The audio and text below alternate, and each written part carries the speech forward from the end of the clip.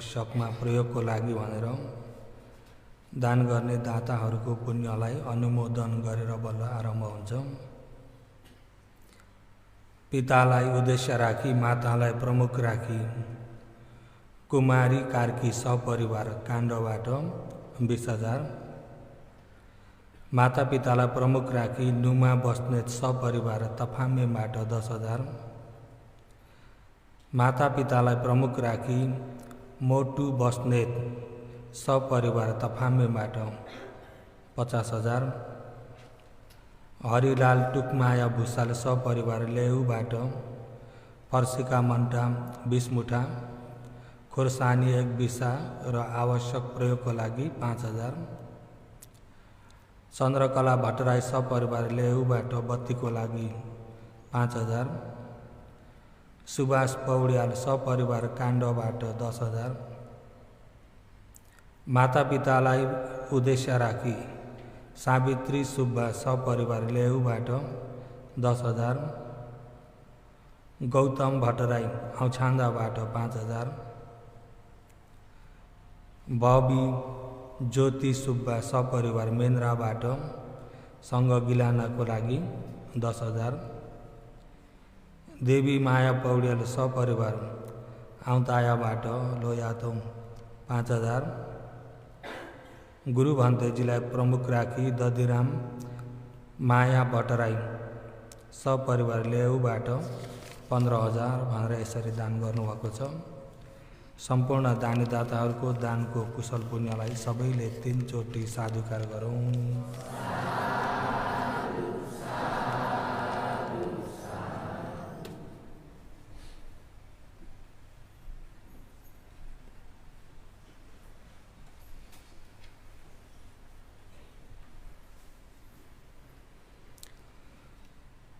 र 88 बारको दशाह मौगक विपස්සना ध्यान शिविर आज 3 दिन भयो। 3 दिनको बेलुकाको देशनाको समय भइरहेको छ।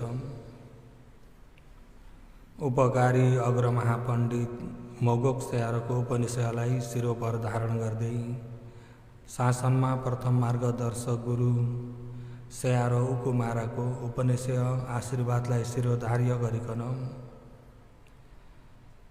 आज तृतीय दिनको देशना आरम्भ हुन गइरहेको छ।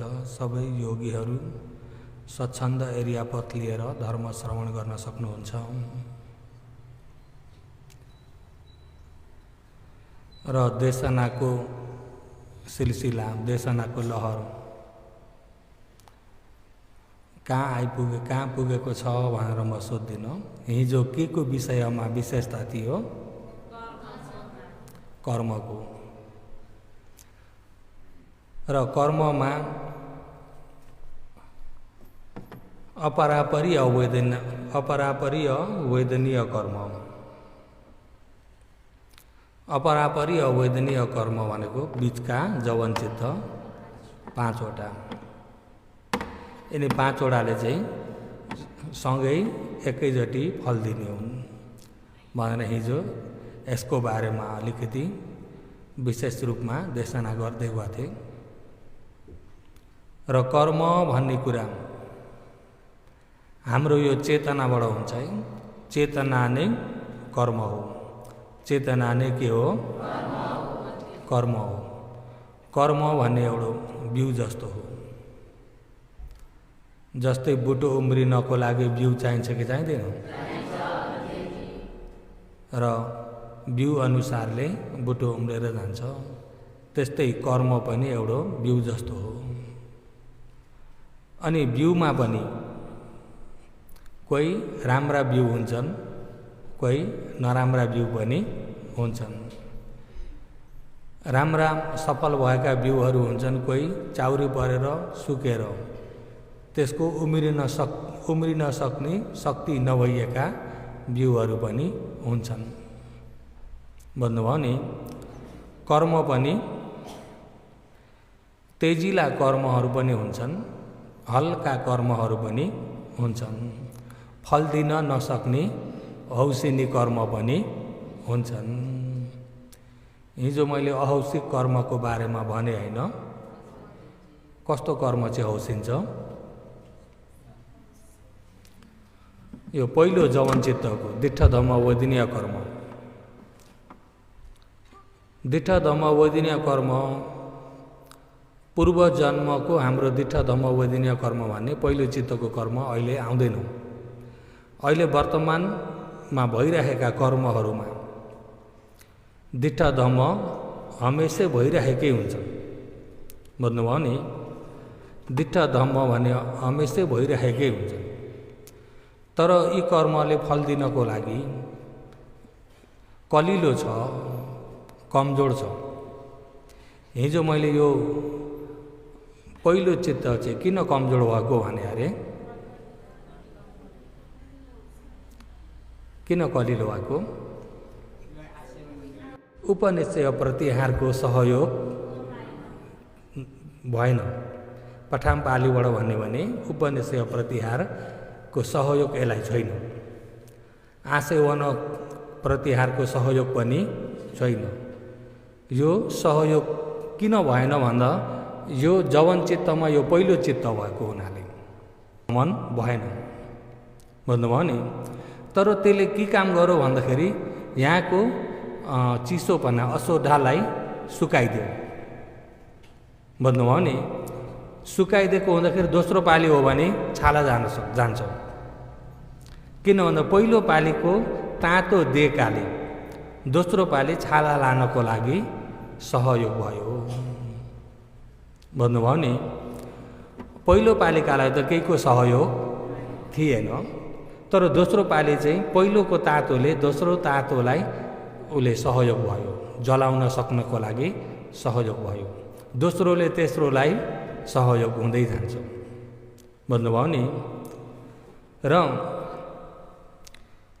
यही जन्ममा 7 दिन 7 महिना 7 वर्षभित्रसम्म फल दिन मौका पाएन भने यो कर्म हौसिन्छ। भन्नुभयो नि? र अब यही दिट्ठ धम्म वैदिनीय कर्मलाई हिजो मैले भगवान प्रत्येक बुद्धहरू अरहन्तहरू निरोध समापत बसेर निरोध समापतबाट उठेपछि कसलाई उद्धार गर्ने भनेर गरिबलाई हेर्नुहुन्छ भनेर हिजो त्यो भने होइन। अहिले यताबाट अलिकति दमौलाई सम्झनाको लागि जगाइदिएको। अनि हेर्दाखेरि उसलाई कि छैनन् अतीतका हेर्नुहुन्छ, त्यो पनि हेर्नुहुन्छ। तमौले छन् नभन्नुहोस् न। र त्यो पनि हेरेर पूर्वका कर्महरू छन्, अहिलेको सहयोग जुट्यो भने ठुलो फल दिन्छ। जानेपछि अनि बल्ल त्यहाँ भिक्षालाई फल मिल्छ। किन भन्दा साधारण अरहन्तलाई मात्रै दान गरेको होइन नि त। अरहन्तमा पनि 7 दिन 7 रात निरोध समापत प्रवेश गरेर निरोध समापत निर्वाणमयबाट उठेको बेला भर्खर, अनि त्यो दिन आहार भएन भने परिनिर्वाण लिनुपर्छ। त्यो अवस्थामा दान गर्न पाएको हुँदाखेरि त्यो बहुतै तेजिलो पुण्य हुन्छ। अनि यताको पनि तेजिलो पुण्य पूर्वको पनि फल दिने पुण्य छ भने दुईटा जोड्दाखेरि 7 दिनभित्रैमा फल दिन्छ। बुझ्नुभयो नि? अलिकति हल्का खाले कर्महरू चाहिँ हल्का खाले कर्महरू एकता हल्का भइरहेछन्, शक्तिहीन छ, त्यसैमाथि पूर्वको सहयोग पनि छैन भने त्यसले फल दिन सक्दैन। यदि फल दिन सकेन भने 7 वर्षसम्म दिन सकेन भने अब त्यो हौस्यो। बिउ पनि धेरै समयसम्म राख्दै धेरै समय बित्यो भने बिग्रिन सक्छ कि सक्दैन? हौस्यो। र अब यो दिट्ठ धम्म कर्म यसलाई फेरि तपाईँ हामीले आसेवन गराइदिने हो भने यो पनि फेरि तगडा भएर आउँछ। योगीहरू आसेवन भनेको बुझ्नुहुन्छ? बुझ्नुहुन्न नि? तमोले पठान देशना सुन्नुभयो कि सुन्नु भएन अरे? सुन्नुभयो नि? आसेवन पचयोलाई मैले 1 दिन पुरै देशना गरेको थिएँ, त्यो सुन्नुभयो होइन? हाँस्यो भने पछुवालाई एक दिन मात्रै होइन होला, 2 दिन हो कि कति दिन देशना गरेको छ। सुन्नु त भएको थियो तर बुझ्नु भएन। सुन्नु त भएको थियो, के भयो? किन बुझ्नु भएन? बुझ्नलाई कोसिस गर्ने त्यसमा चेतना ध्यान नहुँदाखेरि। यदि बुझ्नलाई चाहेको मनले हो भने त्यसलाई कसरी हुन्छ? बुझ्ने गरी नै सुनिन्छ नि, नबुझे सोधिन्छ। बुझ्नुभयो नि? हल्का सुनेको। त्यस्तै कर्म पनि हल्का खाले कर्म कमजोर हुन्छ। जस्तै बिउ अलिक राम्रो नभइएको, अलिक बिउ राम्रो नपरेको बिउ, त्यसको बुटो फल उम्रिन कमजोर हुन्छ। अब जस्तै कि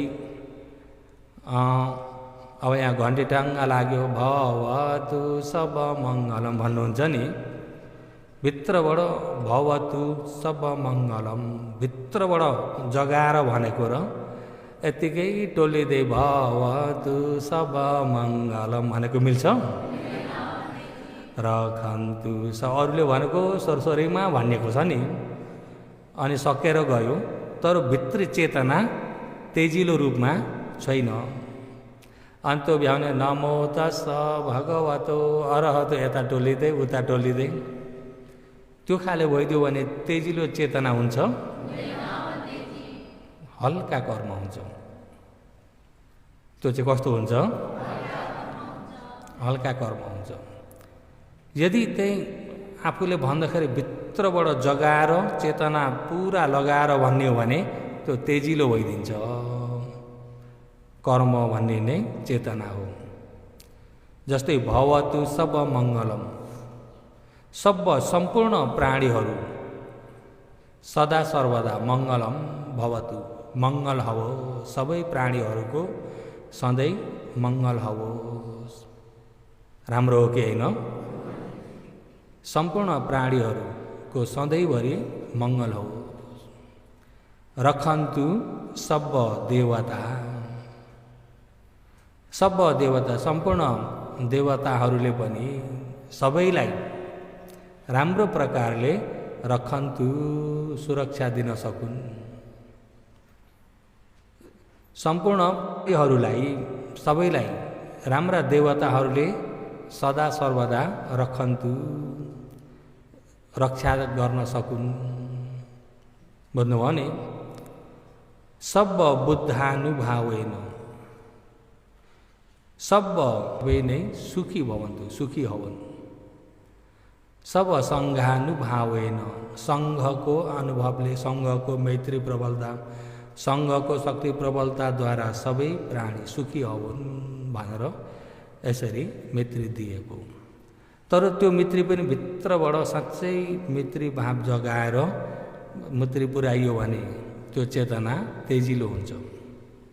चेतना तेजिलो भयो भने कर्म पनि तेजिलो हुन्छ।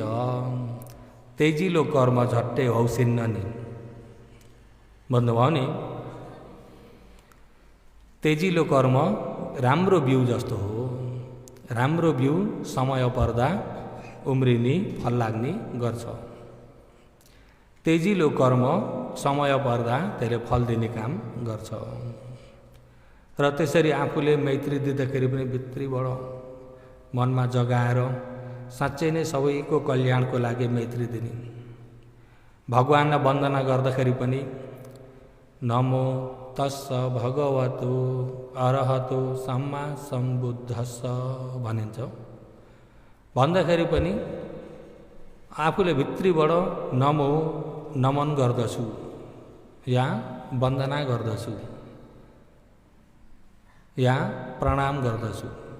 कसलाई भन्दा? तस्स भगवतो भगवत गुणले परिपूर्ण हुनुभएको भगवानलाई नमन नमो नमस्कार गर्दछु या वन्दना गर्दछु। अरहतो अरि शत्रु रूपी, अरि भन्ने शत्रु, मनका शत्रुहरू। योगीहरू मनका शत्रु भन्दाखेरि मनका शत्रु के हुन् भन्दा लोभ, दोष, मोह, डाँड, ईर्ष्या, यिनी क्लेश जति मनका शत्रुहरू हुन्। क्लेश जति मनका के हो? शत्रुहरू हुन्। हो यिनी शत्रु रूपी भइएका अरी शत्रुहरूलाई, क्लेशहरूलाई हतो सम्पूर्ण निभाइसक्नु भएको भगवानलाई नमस्कार गर्दछु या नमन गर्दछु, वन्दना गर्दछु। भन्नुभयो नि, भगवानमा कुनै क्लेश पनि भगवानमा हुन्छ त? भगवानमा लोभ भन्ने छैन, द्वेष भन्ने छैन, मोह भन्ने छैन। भगवान कोहीसँग रिसाउने भन्ने पनि छैन, कसैले फकाएर फुरुक्क हुने भन्ने पनि छैन। भगवान अरूको अधीनमा हुनुहुन्छ? हुनुहुन्न। कसैले भन्ने गर्छन् भगवान भक्त वत्सल हो, भक्तको अधीनमा हुनुहुन्छ। जहाँ उहाँका भक्त छन् त्यहाँ भगवान हुनुहुन्छ भन्ने कसैमा त्यो भनाइ पनि छ कि छैन? जहाँ भक्त हुन्छन् त्यहाँ हुनुहुन्छ भनेपछि त जुन ठाउँमा उहाँलाई चाहिँ वास्ता गर्दैनन् त्यहाँ चाहिँ बस्नुहुन्न भन्दाखेरि त उहाँ पनि अरूको पूजा, अरूको भक्तिमा गएर त्यसमा आसक्ति भएर बसे जस्तो अर्थ आयो कि आएन?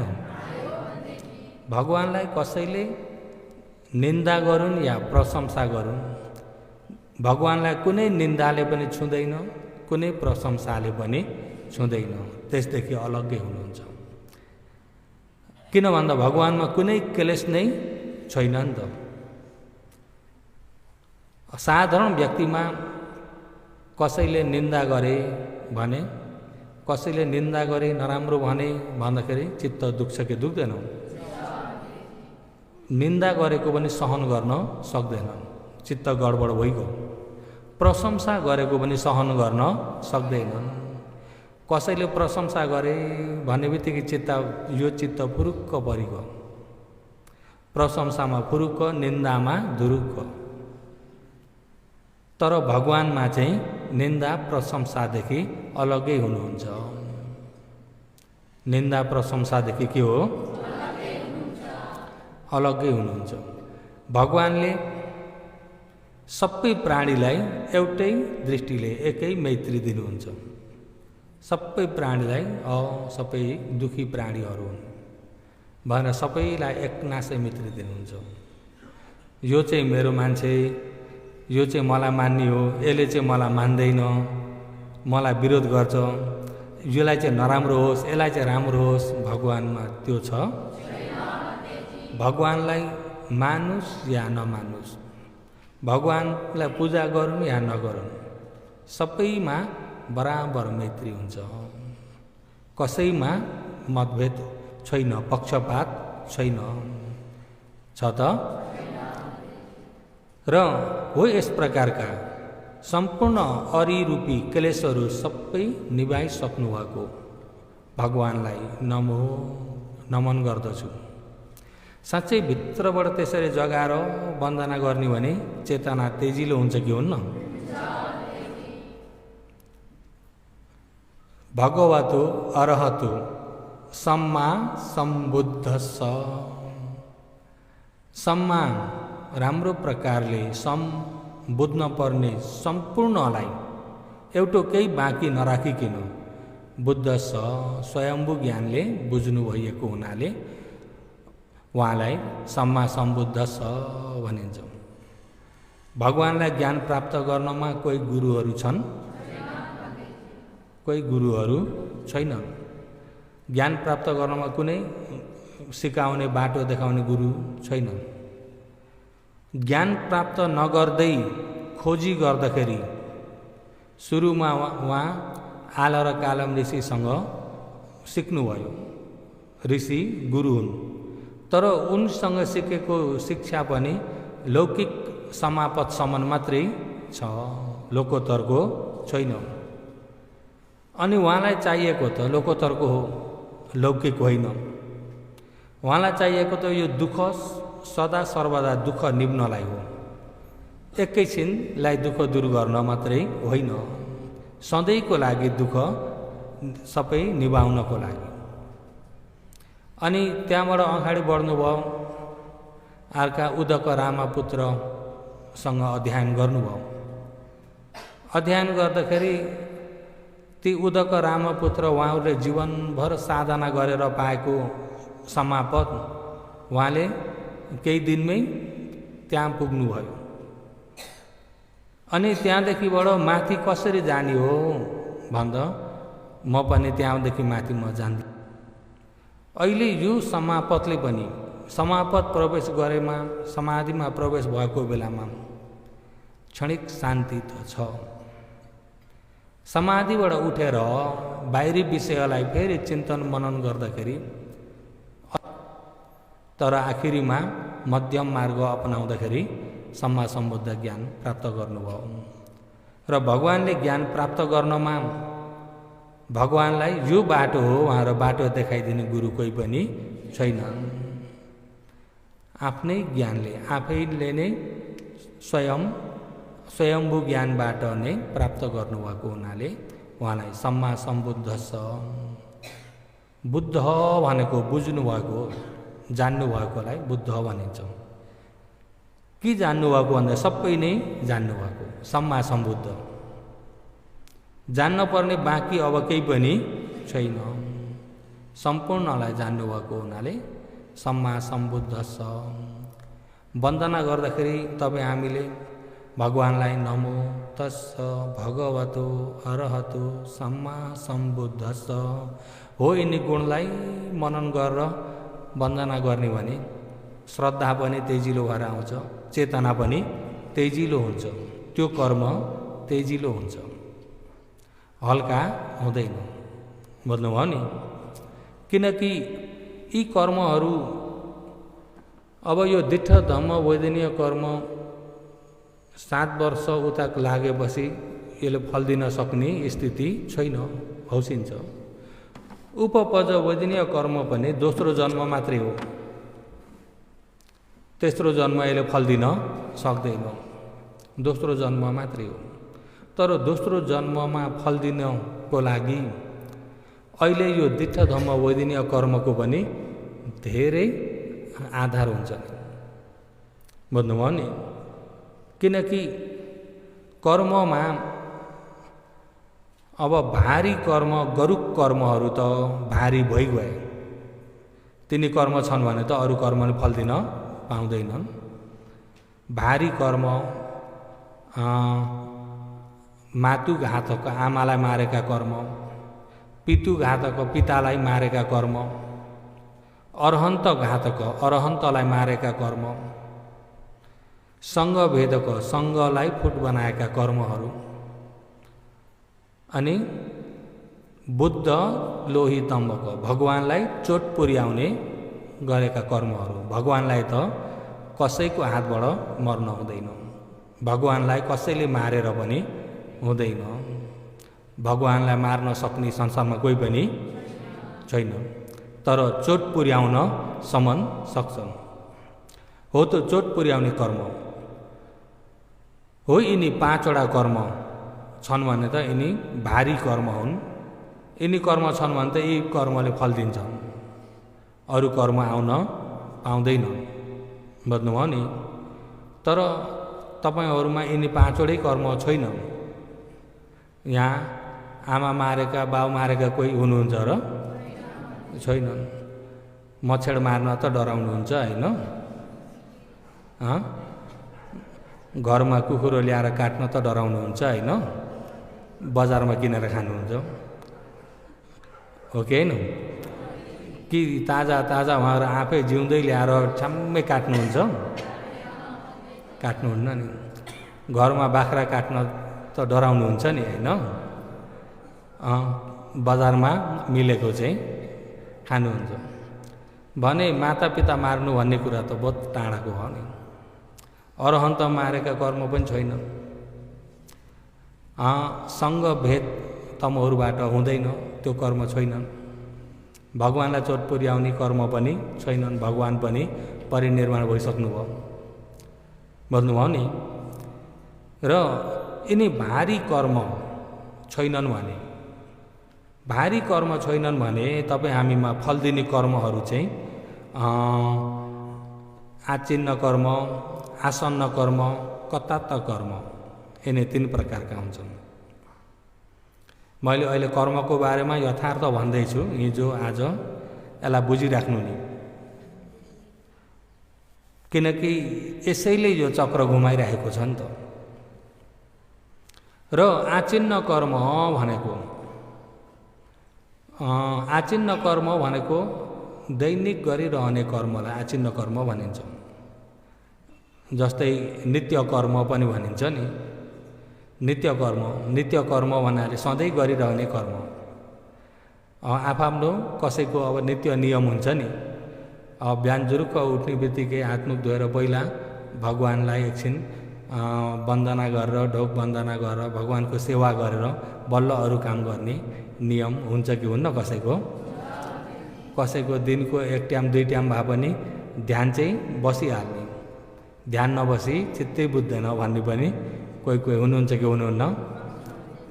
र हो यो नित्य नियमले गरिएका कर्महरू, यिनी कर्म चाहिँ आचिन्न कर्म भन्छ। आचिन्न कर्म चाहिँ बहुतै तागतिलो हुन्छ। यो आसन्न कर्म तागतिलो चाहिँ छैन। बुझ्नुभयो नि? आचिन्न कर्म चाहिँ तागतिलो हुन्छ, आसन्न कर्म चाहिँ तागतिलो छैन। कतात्त कर्म झन् तागतिलो छैन, कमजोर हो। तर आचिन्न कर्म भएका व्यक्तिहरूलाई आचिन्न कर्मले फल दिन्छ।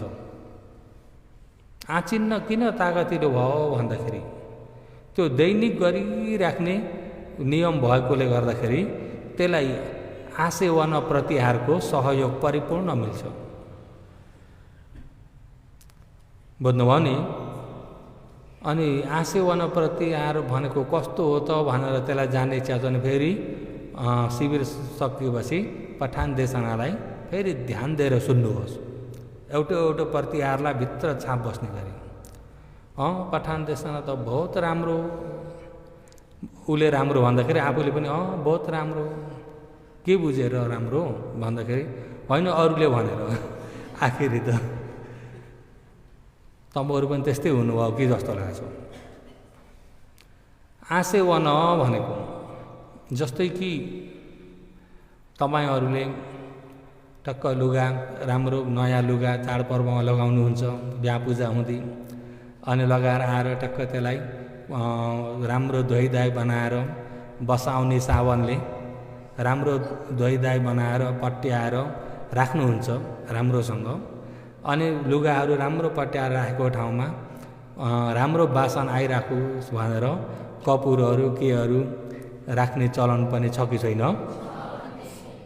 यसले के गर्छ भन्दा अब कपुर आज राख्यो, बेलुका निकाएर लगाइयो, बासन त्यति आएको छैन। किन? समय थोरै हो नि त। 2 दिनसम्म राखेर निकालेर लगाइयो भने चाहिँ बासन अलिअलि आउँछ। अष्टशील पालन गर्नुभएको छ? अष्टशील पालन गर्नुभएको छ कि छैन? कसै चाहिँ यागु लिन्छु, मलाई त दबाई धेरै खानुपर्छ भन्ने पनि हुनुहुन्छ। धेरै जसोले चाहिँ अष्टशील राम्रो पालन छ कि छैन? अब हिजो पनि पालन भयो, आज पनि शील पालन छ, भोलि पनि पालन छ भने त्यो अष्टशील आसेवना पाइरहेको छ। बुझ्नुभयो नि? पञ्चशील दिनौँ पालन गर्नुभएको छ भने पञ्चशीलले आसेवना राम्रो पाइरहेको छ। बुझ्नुभयो नि? दिनौँ भिक्षाटन हिँड्नेलाई यसो 1-2 चम्ची भए पनि दान गरेर दान गर्ने बानी गराउनु भएको छ। आफूले नखाँदै पहिले दान गर्ने र दिनौँ दान गर्नुभएको छ भने त्यो दानको पुण्यले पनि आसेवना पाएको हुन्छ। बुझ्नुभयो नि? ध्यान गर्ने योगीहरूमा एकैचोटि मार्गमा टेकेका योगीहरू हो। ध्यान गरेका भनेको मार्गमा टेकेका हो नि त। ध्यान बस्नुभन्दा अगाडि पहिला कायलाई ठिक्क राखिन्छ, कायलाई सिधा राखिन्छ, बायाँ हात तल दाहिने हात माथि राखेर जब यसो एरिया पथ लिएर बसिन्छ, कायलाई सिधा बनाएपछि अब मनलाई पनि सिधा बनाउनु पऱ्यो कि परेन? कायलाई चाहिँ सिधा बनाउने, मनलाई चाहिँ यहाँबाट विदा गर्नुहुन्छ त?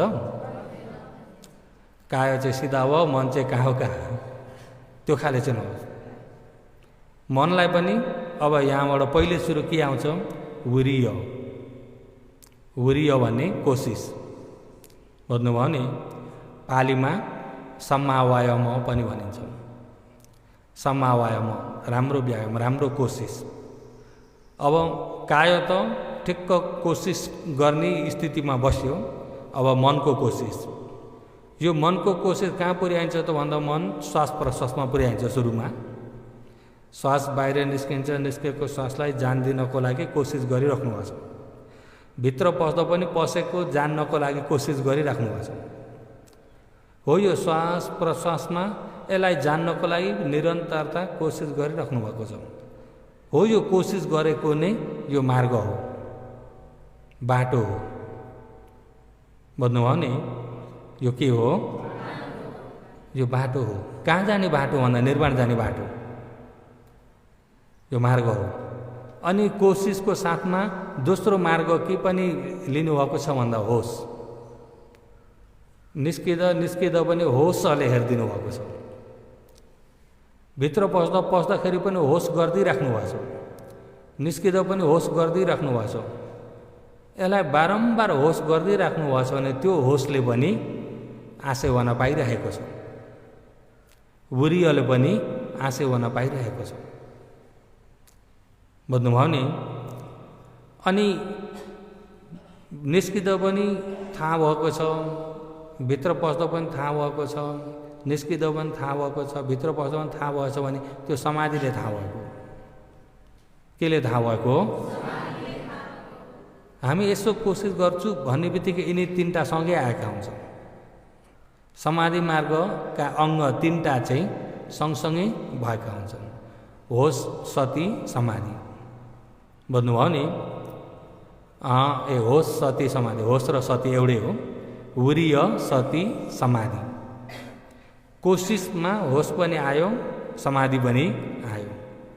अब यिनी तिनवटालाई बारम्बार भावना गर्दै गइयो भने यिनी तिनवटाले आसेवना पाइरहेका हुन्छन्।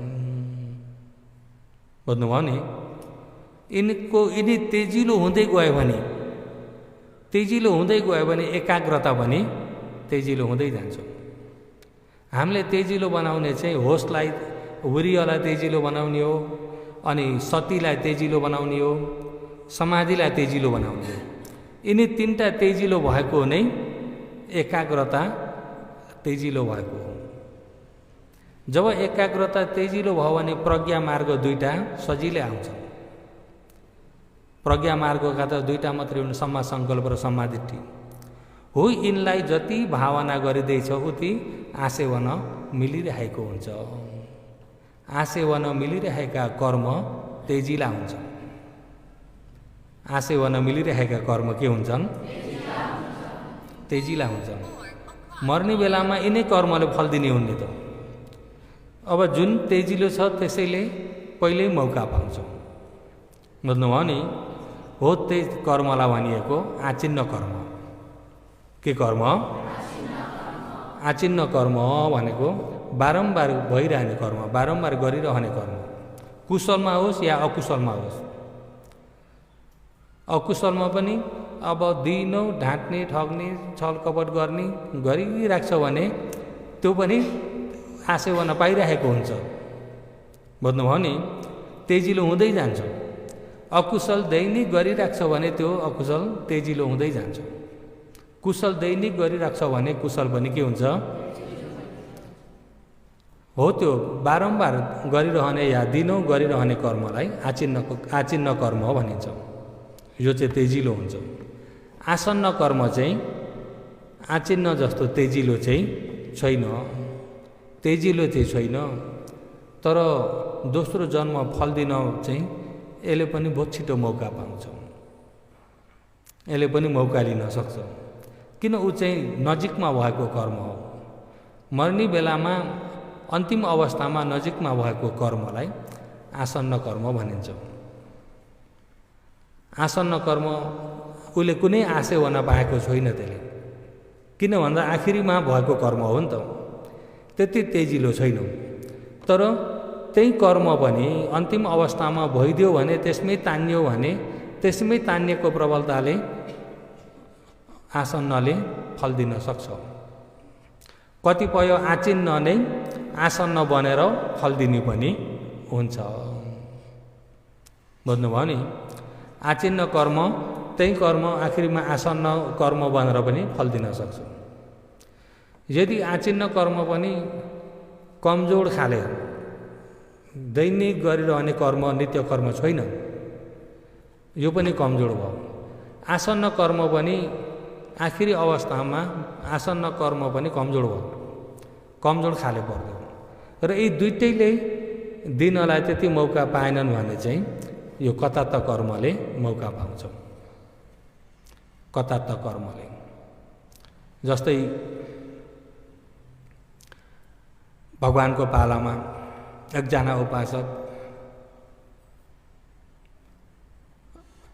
पहिला एकजना उपासक त्यही नुहाउँदाखेरि साथीसँग जिस्की उनले लगाउने धोती, अब त्यो समयमा त अब सिलाएको होइन, त्यो बुनेको धोती यसो बेर्नी हो। एउटै धोती कम्मरमा पनि शरीरमा पनि बेर्नी खाले पनि हुन्छ नि त। अनि नुहाउँदाखेरि साथीमा जिस्किँदै एउटाको धोती लुकाइदिए। अनि त्यही धोती लगाएर नुहाएका, धोती लुकाइदिए। ला मेरो धोती हरायो भनेर अब खोज्न थाले। खोज्दाखेरि लगाउने केही छ, उसलाई अप्ठ्यारो भयो नि त।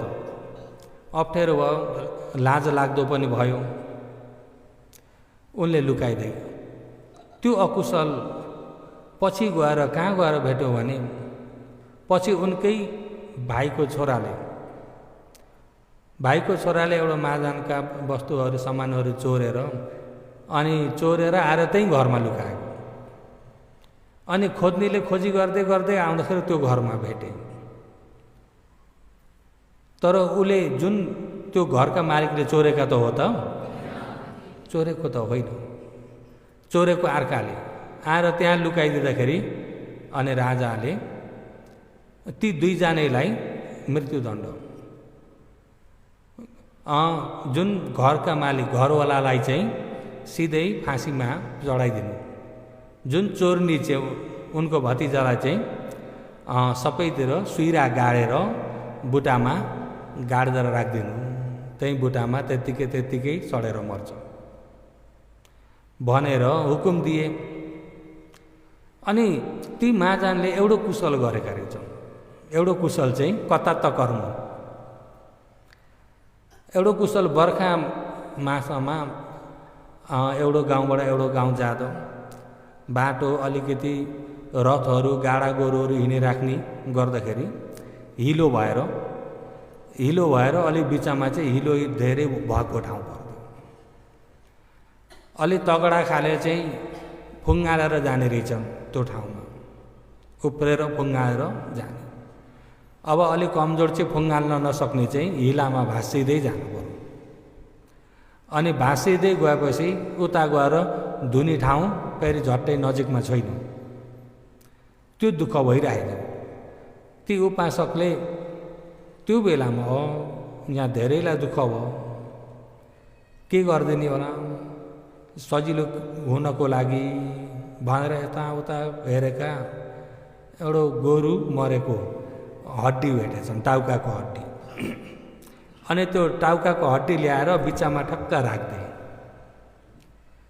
अनि बिचमा ठक्क राख्दै फड्किन नसक्ने व्यक्तिलाई पनि त्यो हड्डीमा टेकेर उता तर्न सजिलो भयो।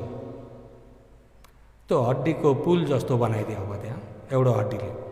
अनि त्यहाँ ठक्क टेके अनि उता गए।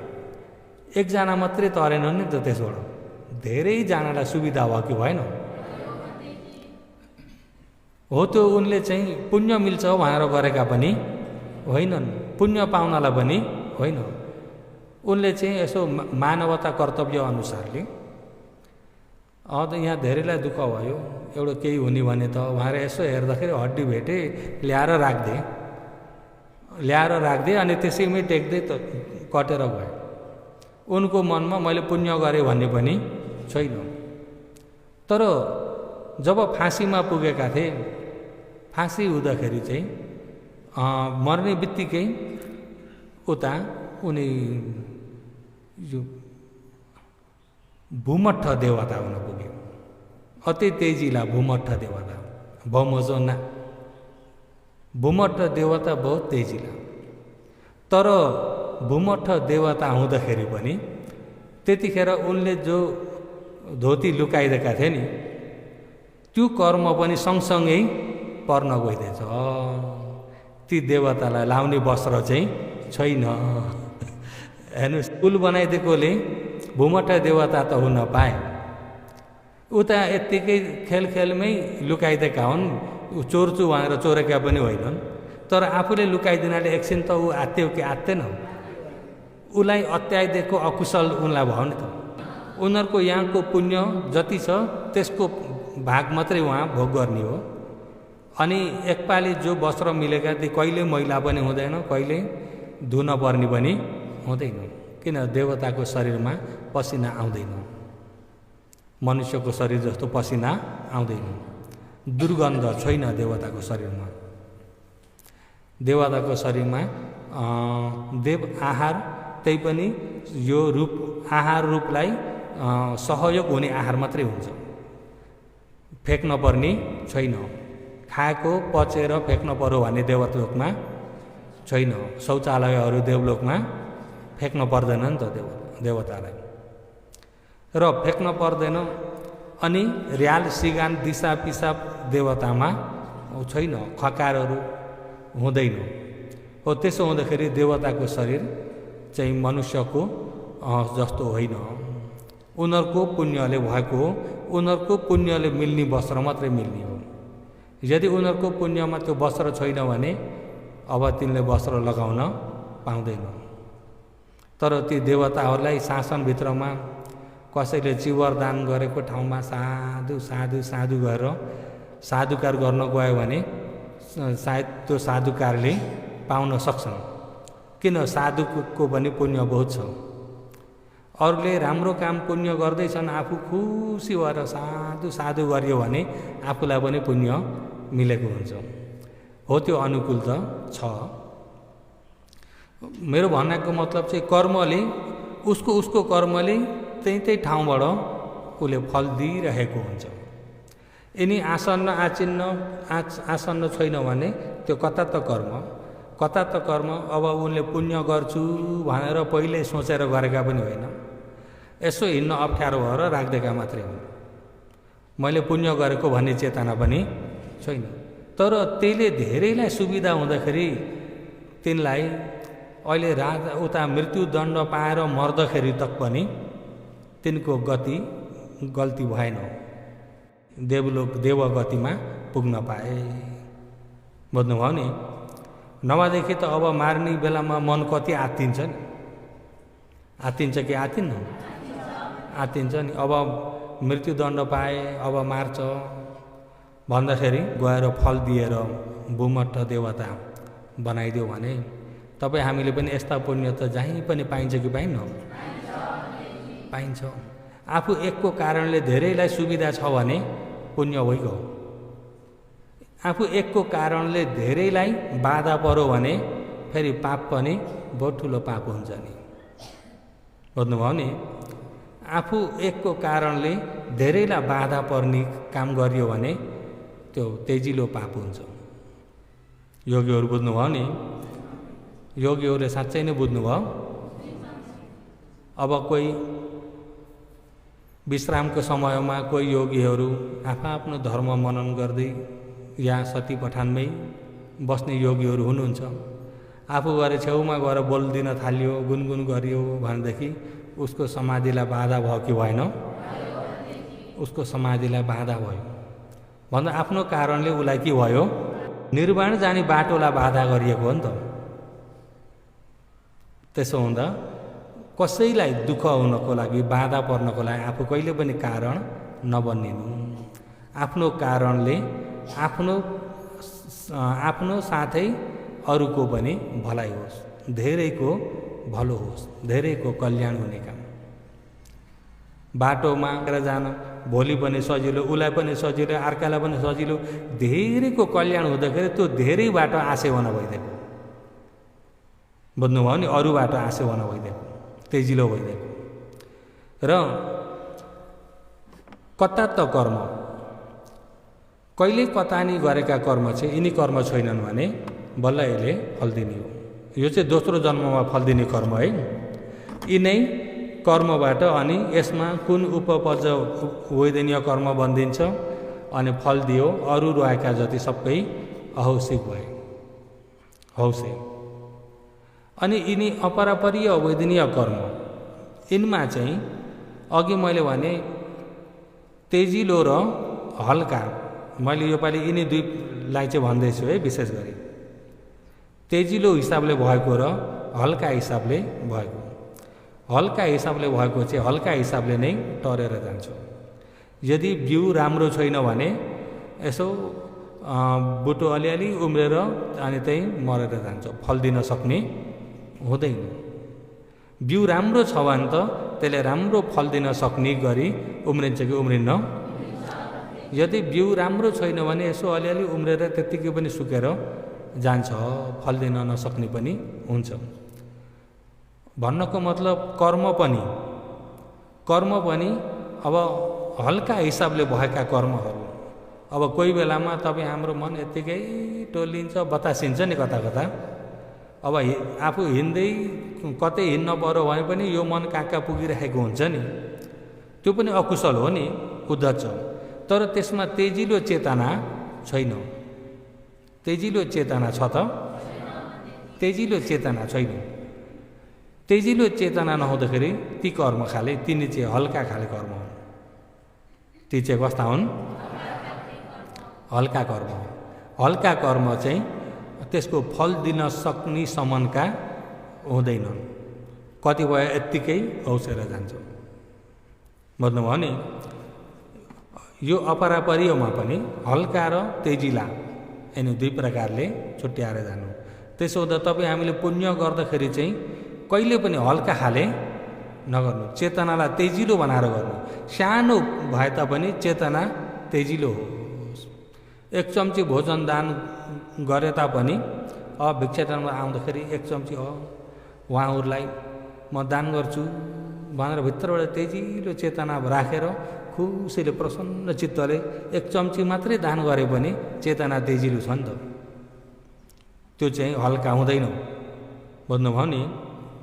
र आफूले जे गर्दाखेरि पनि पुण्यमा चाहिँ चेतना तेजिलो राखेर गर्नु, अनि त्यसलाई बारम्बार सम्झिन पनि कोसिस गर्नु। जति सम्झिनु भयो उति आशय हुन पाउँछ त्यसले, बुझ्नुभयो नि। सम्झिनु भयो भने त्यसलाई चागनुसति पनि भन्छ।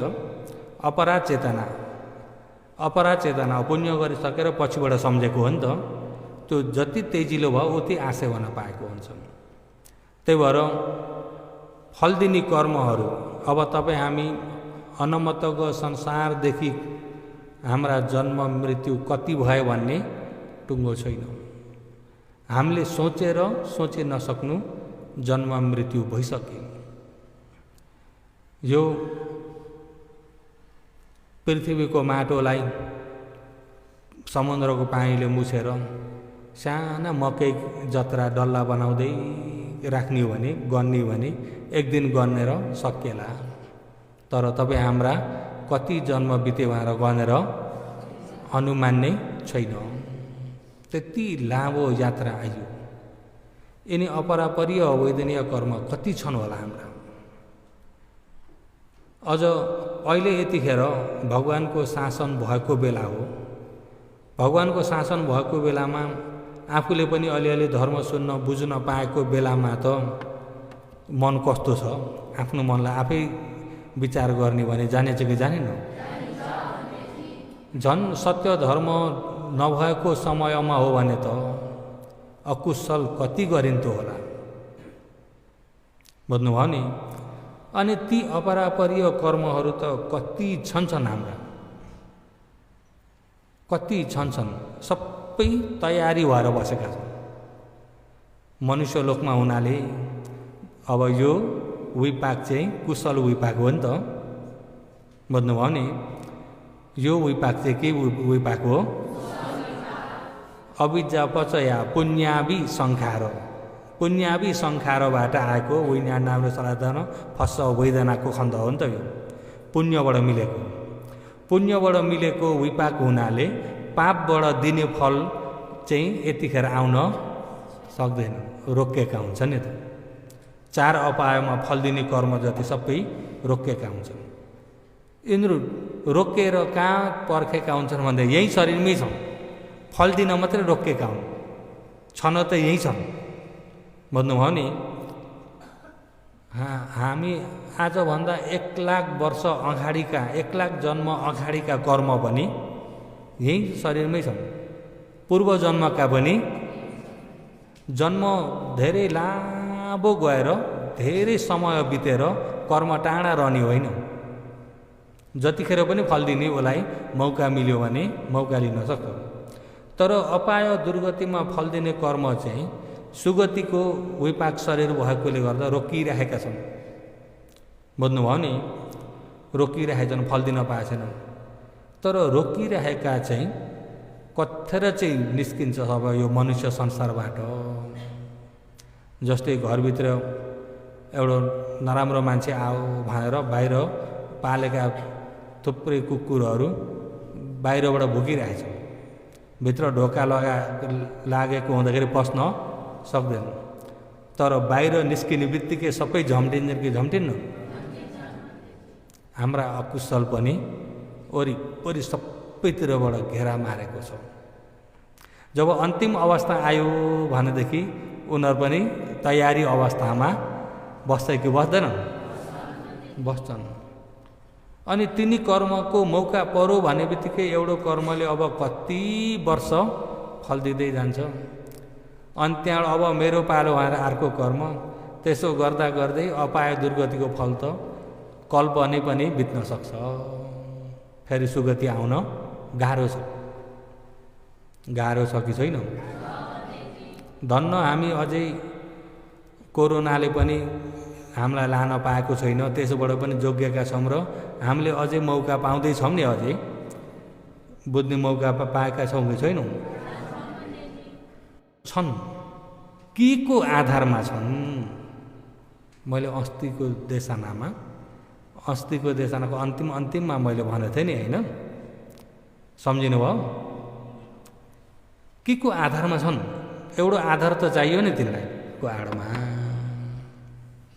के को आडमा छन्? दृष्टि। अत्तदिठ्ठी, अरे अत्तदिठ्ठी आत्मा दृष्टि वा सत्काय दृष्टि। यो दृष्टिको प्रमुख नै सत्काय दृष्टि हो नि त। हो, यो दृष्टिको आडमा छन् तिनी। यहाँ दृष्टि जबसम्म यहीँनेरि नै त्यसको शक्ति स्वरूप भएर टप्प बसिरहेका छन्। यो दृष्टि पनि चुट्टिनु, ती कर्म पनि हौसिनु। अपरापरीय जति सबै के हुन्छन्? ती 4 अपायमा फल दिने कर्म जति टाकटुकै हौसिन्छ। सुगतिमा फल दिने चाहिँ रहेका हुन्छन्।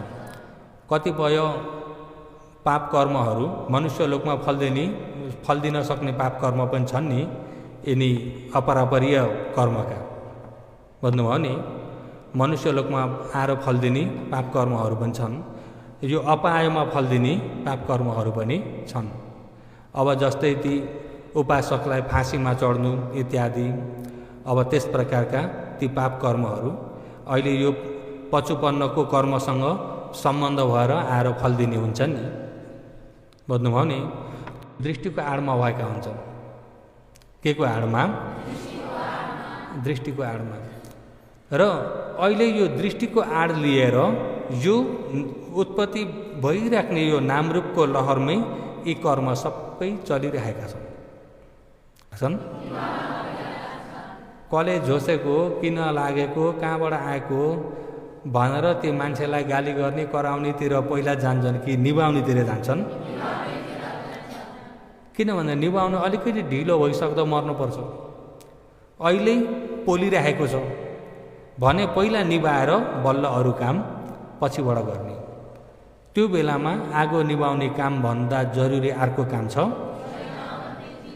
हो। त्यस्तै जरुरी यो संसारी यात्रामा पनि मनुष्यहरूले सत्काय दृष्टि निभाउनको लागि पनि त्यस्तै नै जरुरी छ। तपाईँ हामीले पुण्यहरू त गरिन्छ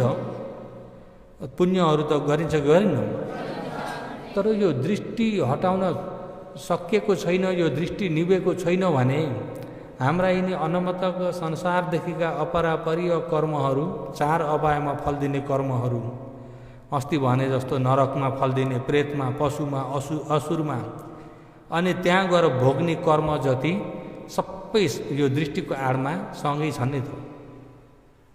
भन्दाखेरि तपाईँ हाम्रा यिनी पुण्य अहिले गरिएका कति गरिएका पुण्यहरू मर्ने बेलामा कुनले फल दिने हो थाहा नै छैन।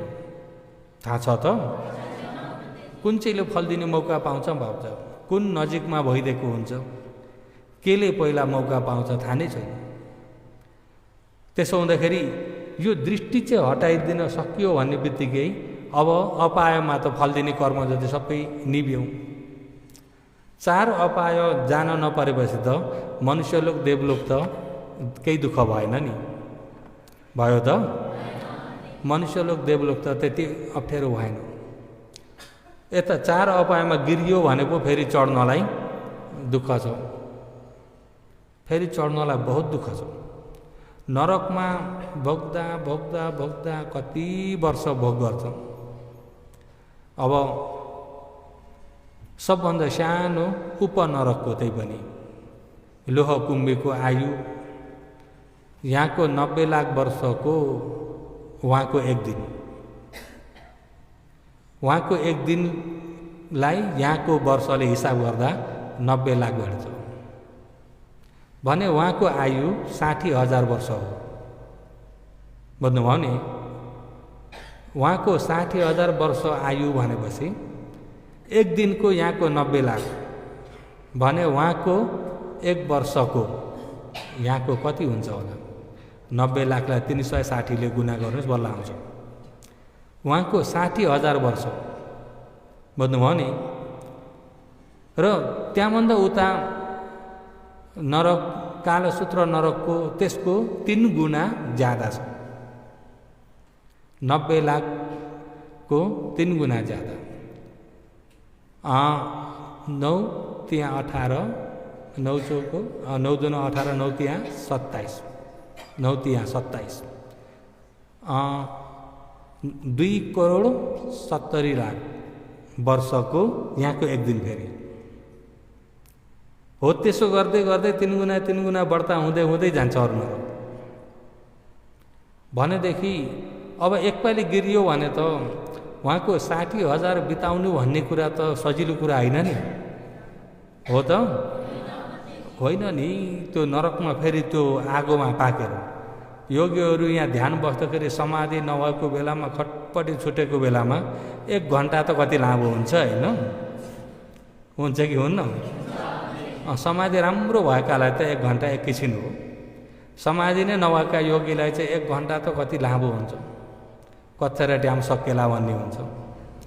भने उहाँको आयुले उहाँको दुःखलाई सोच्ने भने तिनी उहाँ भोग्न पर्ने कर्म त यही छन् नि, बाहिर छन् त? यही छन्। तर यही पनि यो दृष्टिको आडमा भएका हुन्छन्। यो मिथ्या दृष्टि हटाइदिने बित्तिकै ती कर्म सबै हटेर जान्छन्। भन्दाखेरि त अब यो हटाउन भन्दा जरुरी अर्को छ, जरुरी अर्को छैन।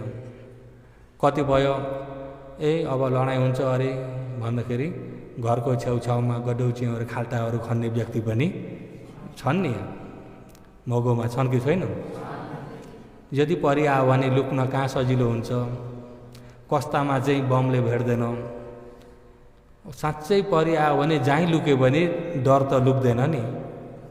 शरीरलाई जहीँ राख्यो भने डर लुक्छ होला? लुक्दैन।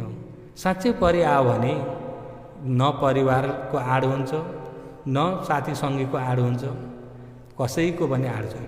आड सिर्फ धर्मको मात्रै हुन्छ। भन्नुभयो नि, धर्मको मात्रै आड हुन्छ।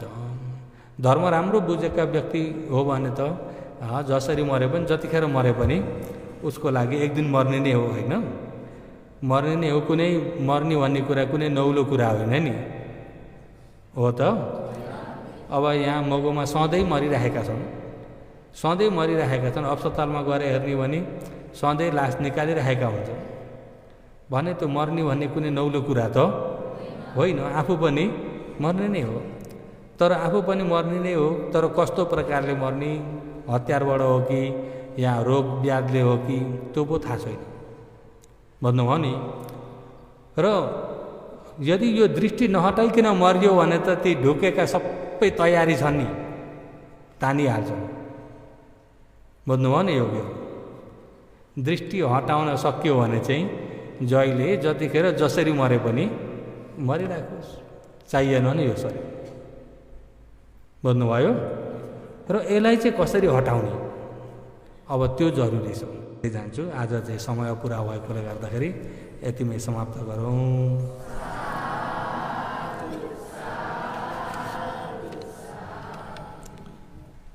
र आजका एक दिनभरिका दानीदाता स्वर्गीय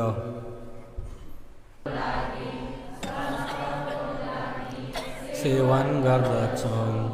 साधु साधु साधु।